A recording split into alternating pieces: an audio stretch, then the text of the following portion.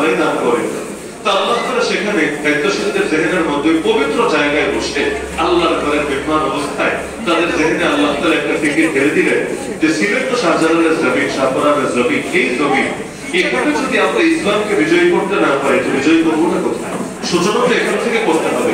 সেখান থেকে ফিকির করা হলো যে পুরো বাংলাদেশ যেভাবে আছে, যা হবে না হবে এটা বাকি বিষয়, কিন্তু আমাদেরকে সিলেটে অন্তত ইসলামকে এগিয়ে নেওয়ার ক্ষেত্রে সবচেয়ে বড় ভূমিকা রাখতে হবে।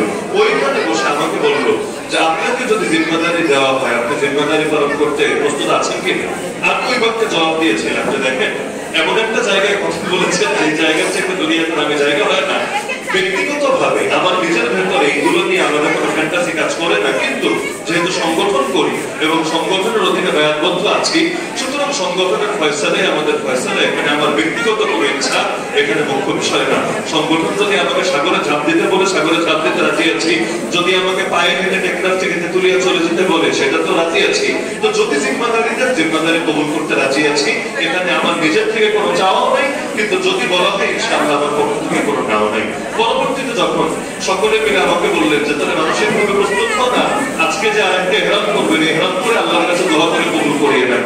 আমি বললাম ঠিক আছে আলহামদুলিল্লাহ, তাহলে যদি সিদ্ধান্ত এটা দেওয়াই হয় তাহলে ইনশাআল্লাহ তোমরা ইনশাআল্লাহ এটা কোনো হেদায়েতের বিষয় হবে না। আল্লাহর কাছে এখান থেকে দোয়া শুরু করলাম, লড়াইয়ের ময়দানে যদি নামি বিজয় ছিনিয়ে আনবো ইনশাআল্লাহ। কারণ আসাই বিল্লাহ আল্লাহ নাম কাজে কাজ করার মধ্যে কোনো ফজিলত নেই।